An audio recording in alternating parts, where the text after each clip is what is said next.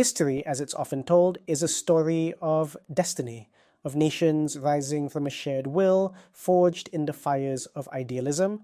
But there's another version of history, the one written in quiet, smoke-filled rooms, in documents stamped secret, where nations are assessed like chess pieces on a global board. This is one of those documents, a national intelligence estimate submitted by the Director of Central Intelligence on July 11, 1962. It is the CIA's cold, hard, and unflinching analysis of a nation that didn't yet exist, the proposed Federation of Malaysia. This document isn't about patriotic narratives, it's about power, fear, and geopolitics. It calls the very idea of Malaysia a contrived political maneuver, essentially defensive in nature.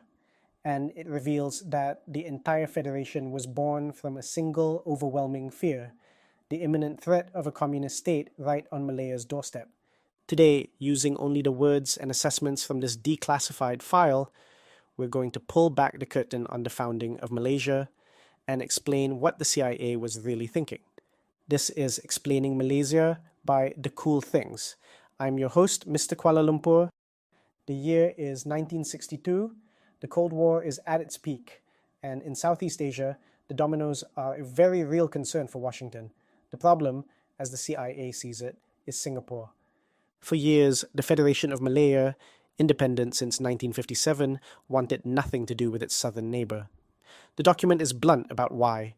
Merging with Singapore, where Chinese outnumbered Malays by more than 5-1, would threaten the carefully designed structure of Malay-Muslim political dominance in Malaya itself. More than that, conservative Malayan leaders viewed Singapore as a hotbed of communism which must remain isolated. But paradoxically, it was the rapid success of that very communism that forced their hand. By 1961, the moderate government of Singapore's Prime Minister Lee Kuan Yew was in deep trouble. The CIA report states his government appeared to be crumbling, facing immense pressure from leftist influence and public apathy. New elections, they predicted, would probably have brought to power a pro-communist regime. Lee Kuan Yew, facing political annihilation, urged Malaya's Prime Minister Tunku Abdul Rahman to see merger as the only way to prevent a communist state from appearing on his doorstep. For the Tunku, the choice was between two nightmares: dilute his country's Malay-Muslim identity or tolerate a potential Cuba just across the causeway. This is where the contrived political maneuver comes in. The Tunku's willingness to risk linking with Singapore was, the CIA notes, entirely conditioned upon British agreement to include the Borneo dependencies. Why Borneo?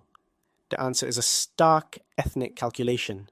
The document states that the territories of North Borneo, now Sabah, Sarawak, and Brunei, had a predominantly non-Chinese population which would serve to offset the Chinese preponderance in Singapore. In short, the entire grand idea of Malaysia was an exercise in demographic engineering, designed for one primary purpose: checking the communist threat in Singapore while protecting the preferred political position of the Malays throughout the area. It was, in effect, a defensive merger. Malaya would absorb Singapore to neutralize the communist threat and absorb the Borneo territories to neutralize the demographic threat that came with Singapore. The CIA's assessment of the prospects for this new federation is cautiously optimistic but laced with warnings. They predict it will be formally established within a year, probably by August 31st, 1962. They see the leadership, the Tunku, Lee Kuan Yew, and the British, as clearly determined to realize the merger as soon as possible. But the document immediately identifies the chief threats that will plague the new nation. The first and most dangerous is communal antagonisms. The ethnic diversity, the report warns, could be easily aroused. The Chinese communities in Singapore and elsewhere were already resentful of the political discrimination in favor of the Malays, and similar resentments, the CIA predicted, may emerge among the non-Malay indigenous peoples of the Borneo territories. The report puts it plainly: the future of Malaysia will be largely influenced by whether the Tunku continues successfully to control these various frictions. The second major threat is radicalism. In Singapore, the CIA identifies the influential and energetic Barisan Sosialis Party, BSP, as the most troublesome opposition. They expect the BSP to try and bring down the government and open the way for a legal takeover. In Malaya, the Communist Party is outlawed, but it retains some potential to assist legal leftist groups. The success of the new nation, the CIA believes, will depend almost entirely on the political skill of one man, Tunku Abdul Rahman. The report praises his political astuteness, his skill in compromise, and his moderate approach to racial problems. The governing alliance coalition, which has worked in remarkable harmony since 1957, is seen as a major advantage, but the CIA is clear-eyed about the fragility of this peace. The loss of the Tunku's leadership, they warn, would be a serious blow to the alliance. The report also touches on the anxieties of the Borneo territories, which were being whirled into the Federation too rapidly to examine its implications thoroughly. Many of Borneo's non-Malays feared that a new imperialism, far less beneficial to them, is being substituted for British administration. They worried that Malaya possessed neither the capital nor the managerial resources to help them develop, and that the demands of Malaya's own development would lead to the neglect of Borneo's needs. Economically, the new federation is seen as starting on a strong footing.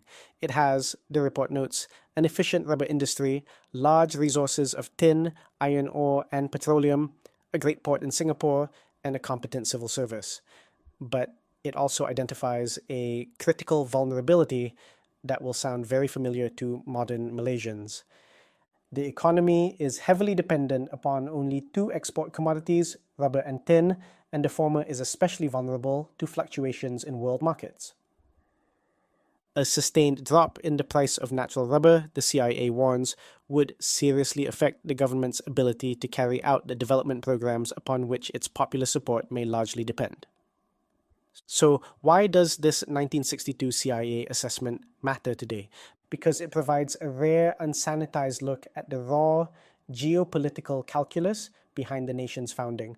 It strips away the mythology and shows that Malaysia was not born from a simple, unified dream of nationhood, but from a complex, defensive, and high-stakes negotiation between competing fears: the fear of communism, the fear of racial imbalance, and the fear of political instability.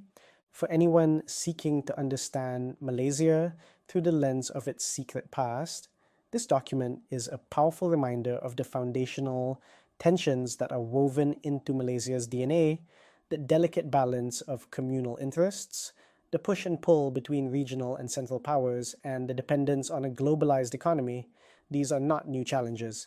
They were there at the very beginning, identified with cold precision by analysts in Washington. The report called Malaysia a contrived political maneuver. But perhaps the greatest testament to the nation's leaders and its people is that this contrived entity has endured. It has weathered the very storms the CIA predicted and continues to navigate the complex legacy of its own birth.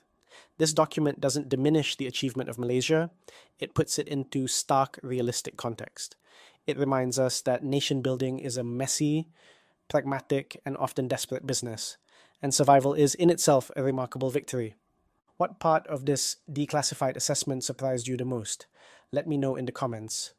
If you appreciate this look into the unvarnished history of Malaysia, hit that like button, subscribe for more deep dives, and share this with anyone interested in the stories behind the headlines. Thank you for watching.